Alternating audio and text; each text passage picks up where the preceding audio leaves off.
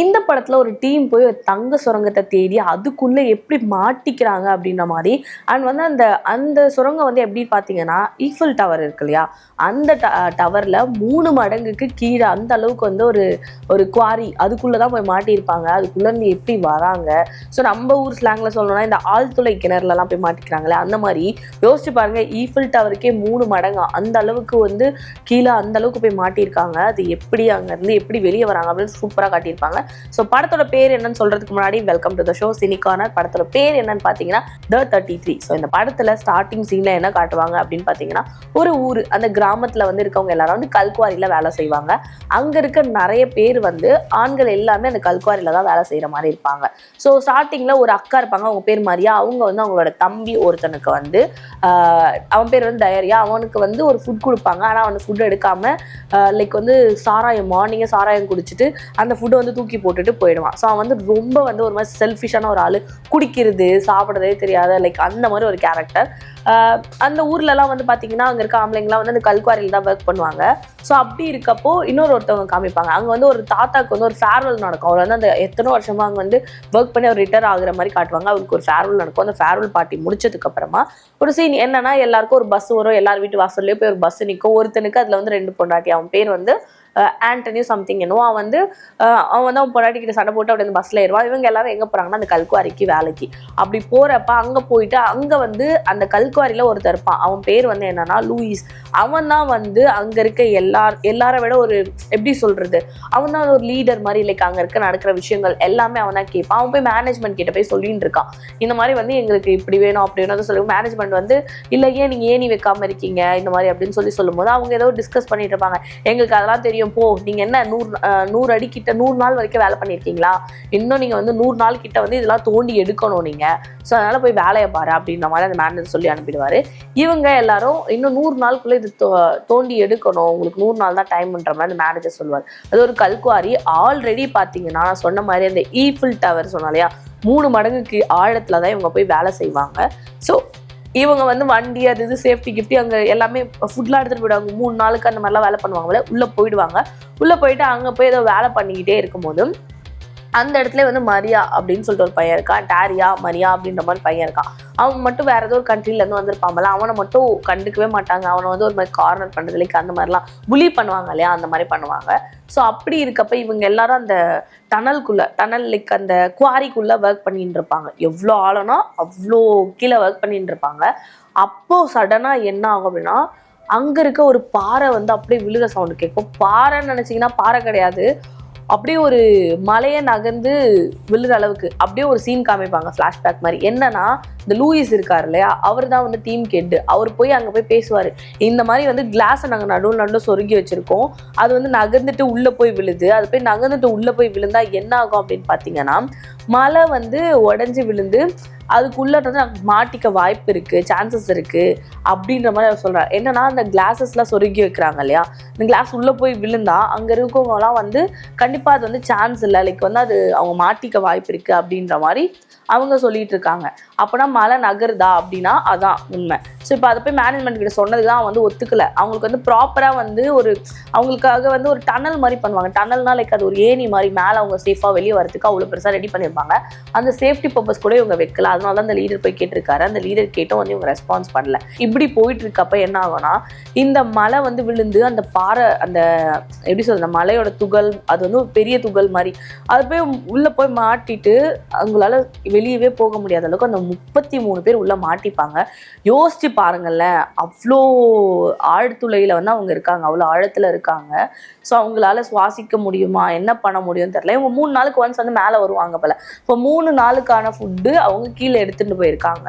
3 நாளைக்கு 3 வேளைக்கான ஃபுட்டு பால் அது இதெல்லாம் எடுத்துட்டு போயிருக்காங்க.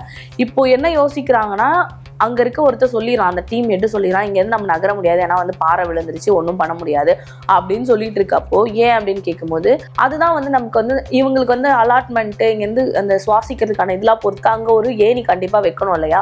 கேட்குறாங்க அந்த ஏணி வைக்கலையான்னு கேட்கும்போது அப்பா அவன் சொல்கிறான், லூயிஸ் ஆமா வைக்கலை, அவங்க வந்து ஃபேக்காக ஒரு ஸ்டேட்மெண்ட் கவர்மெண்ட்டுக்கு கொடுத்துட்டாங்க, இந்த மாதிரி எல்லாமே வச்சிருக்கோன்னு சொல்கிற மாதிரி அந்த க்ளோஸ் பண்ணி முடிச்சுட்டு தான் நம்மளை வேலைக்கு அனுப்பியிருக்காங்க, ஆனால் மேலே அந்த மாதிரி ஏணி ஒன்று வைக்கவே இல்லை அப்படின்னு சொல்லி இவங்களுக்கு ஒரு மாதிரி கஷ்டமா இருக்கு. அப்பயே நீங்க என்கிட்ட மறைச்சி அப்படின்னா இல்லை இது நானும் ஒரு காரணம் தான் உங்ககிட்ட சொல்லாமல் விட்டுட்டேன் அப்படின்னு சொல்லிட்டு அவங்களுக்குள்ள ஆர்குமெண்ட் போய் நார்மல் ஆயிடுவாங்க. இப்போ நம்ம 33 பேர் இப்படி இறந்து போயிடுவோம், வெளியே எப்படி போகிறது, இல்ல நமக்காக கண்டிப்பா வேலையில இருக்கவங்க காப்பாற்ற வருவாங்கன்னு மற்றவங்க எல்லாம் அப்படியே சொல்லிட்டு இருக்காங்க. அப்போ அவன் சொல்றான் கண்டிப்பா சான்சஸ் கிடையாது, நான் போயிட்டு அவங்களுக்கு சேஃப்டி பர்பஸ்க்காக ஏணி கொடுங்க அப்படின்னு சொன்னதுக்கு, ஏணினா இங்க இருந்து அவங்க ஏறி போறதுக்கு ஒரு நார்மலான ஏணி கிடையாது, அது வந்து பெரிய ஒரு லேடர் மாதிரி கொடுங்கன்னு சொன்னதுக்கே அவனுங்க வந்து மேனேஜ்மெண்ட் சைட்ல இருந்து அது பண்ணாமே அதை க்ளோஸ் பண்ணிட்டானுங்க, எப்படி நம்மளை காப்பாற்றுவானுங்க அப்படின்ற மாதிரி இந்த லீடர் சொல்லுவான். இப்படியே போயிட்டு இருக்கப்ப இவங்க என்ன பண்றதுன்னு தெரியாம, ஆனா எப்படி சுவாசிக்க முடியும்னு யோசிச்சிங்கன்னா, இவங்க ஆழ்துளை அந்த குவாரியில போய் ஒர்க் பண்றதுக்கு இவங்களுக்கு கண்டிப்பா மேல ஆக்சிஜன் வரதுக்கான எல்லாமே கரெக்டா பண்ணி தான் வச்சிருப்பாங்க.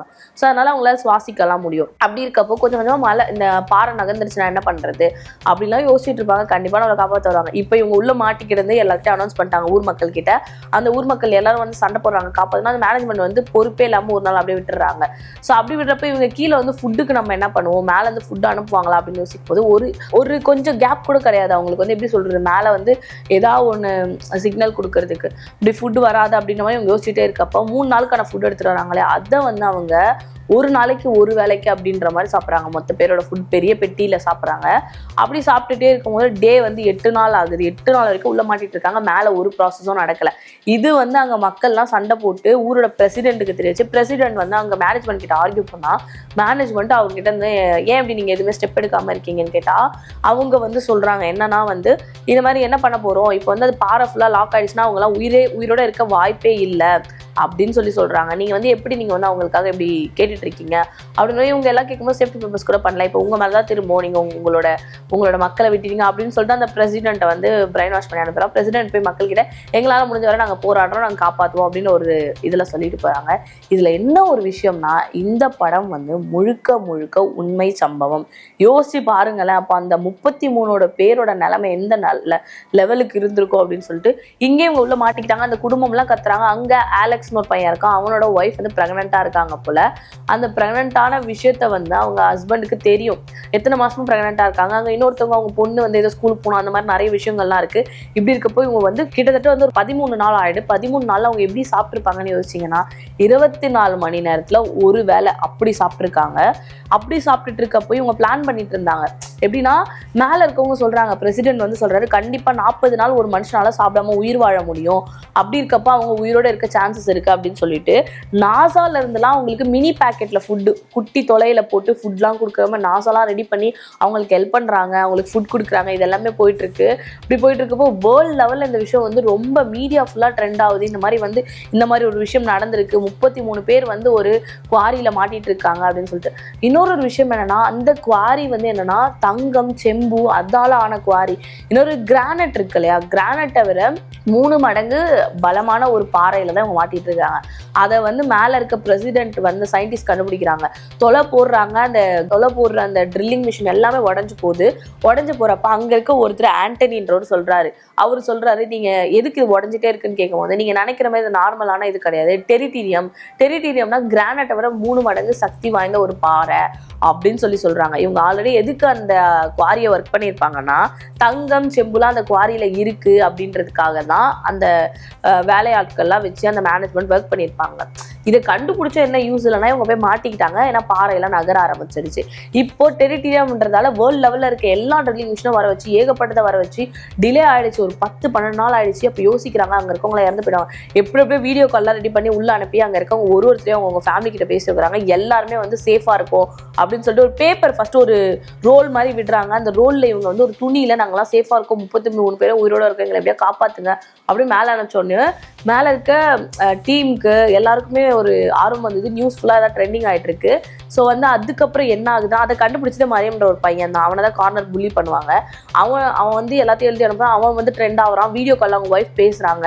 இன்னொரு பக்கம் ஒரு ப்ரெக்னென்ட் கப்பல் சொன்னாலே அவங்க வந்து ப்ரெக்னென்ட்டாக இருக்கிறத வந்து ரிவீல் பண்ணுறாங்க. ஸோ இது எல்லாமே போயிட்டு இருக்கப்போ இவங்க எத்தனை நாள் கழிச்சு வெளியே வந்திருப்பாங்க அப்படின்னு பார்த்தீங்கன்னா 18 நாள். கரெக்டாக 18வது நாள் ஒரு கூடு மாதிரி ஒன்று பண்ணி அதை ஃபஸ்ட்டு கீழே அனுப்புகிறாங்க.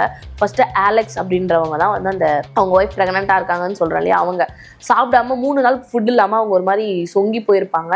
அவங்க அவங்களுக்கு எல்லாமே சேஃப்டி பர்பஸ் ட்ரெஸ் எல்லாம் உள்ள அனுப்பி அதை போட வச்சுட்டு யோசிச்சு பாருங்களேன், ஈஃபில் டவர்ல 3 மடங்கு அந்த அளவுக்கு அந்த ஆழ்துளையில அவங்க ஏதோ ஒன்று ரெடி பண்ணி நாசா என்னென்ன உலகத்துல இருக்க எல்லா சைட்ல இருந்து வந்து ஹெல்ப் பண்ணி உள்ள அனுப்பியிருக்காங்க. ஃபர்ஸ்ட் அலெக்சாண்டர் உள்ள போறான், அந்த கூடு மாதிரி இருக்கிற ஏதோ மேலே வந்துட்டு இருக்கும், நடுவில் ஸ்டக் ஆயிடுது, 1000 மீட்டர்ல வந்து ஸ்டக் ஆயிடுது. ஸ்டக் ஆன உடனே ஒண்ணுமே பண்ண முடியல, மூச்சு விட முடியாது, அவன் ஹார்ட்ல டப் டப்னு துடிக்குது. என்ன ஆகும் அப்படின்னு நம்மள யோசிச்சா மறுபடியும் அதை கீழே இறக்கிட்டு மறுபடியும் அவன் மேலே எடுக்கிறாங்க. ஃபைனலி அவன் மேலே வந்து சேர்ந்துறான், ஓடி போய் அவன் ஒய்ஃபை கட்டி பிடிக்கிறான். அவங்க ஒய்ஃப்க்கு அப்போ பார்த்தீங்கன்னா குழந்தையே பிறந்திருக்கு. நீங்க நினைப்பீங்க 18 நாள் கிடையாது, அவங்க வந்து அவங்களுக்கு வந்து என்ன ஆகுதுன்னு தெரியாம அவனுங்க 18 நாள் கால்குலேட் பண்ணிட்டு இருக்காங்க. ஆனா 60 நாள் கழிச்சு 60 நாளுக்கு அப்புறம் தான் மேலே வந்திருக்கானுங்க. மேலேயே நீங்க யோசிச்சு பாருங்க எப்படி அவங்க வந்து சர்வே பண்ணியிருப்பாங்க அப்படின்ட்டு. எனக்கே வந்து கேட்கவே ஒரு மாதிரி இருக்கு. ஆனா அடுத்து ஒருத்தரா மேலே வராங்க, ஒருத்தரா 33 பேரையும் மேலே எடுக்கிறாங்க. ஃபைனலா வயசானவர் தான் மேலே வராரு. அவங்க எல்லாருமே அவங்க குடும்பத்தை பார்த்து கட்டி பிடிச்சி சந்தோஷப்படுறாங்க. ஸோ அங்க வந்து இவங்களை பத்தி ஒரு புக்கு ஸ்டோரி எல்லாமே மீடியா எல்லாமே இவங்களை வந்து இது பண்ணிட்டு இருக்காங்க. ஸோ அதுக்கப்புறம் அங்க ஹெல்ப் பண்ண எல்லாருக்குமே வந்து எல்லாமே வந்து நன்றி சொல்றாங்க. இந்த மாதிரி இந்த படத்தோட எண்டிங்கே வந்து ரொம்ப ஹாப்பியா முடியுது. இது வந்து ஒரு உண்மை சம்பவம். 33 பேரும் வந்து நல்லபடியா வந்து காப்பாத்திட்டு நல்லபடியா சேர்த்திருக்காங்க. ஸோ இது வந்து வேர்ல்டு லெவல்ல பேசப்பட்ட ஒரு கதையை தான் வந்து படமா எடுத்திருக்காங்க. இந்த மாதிரியான சூப்பரான ஸ்டோரிஸ்லாம் பார்க்கணும்னு நினைச்சிங்கன்னா மறக்காம நம்ம சினி கார்னரை சப்ஸ்கிரைப் பண்ணிடுங்க.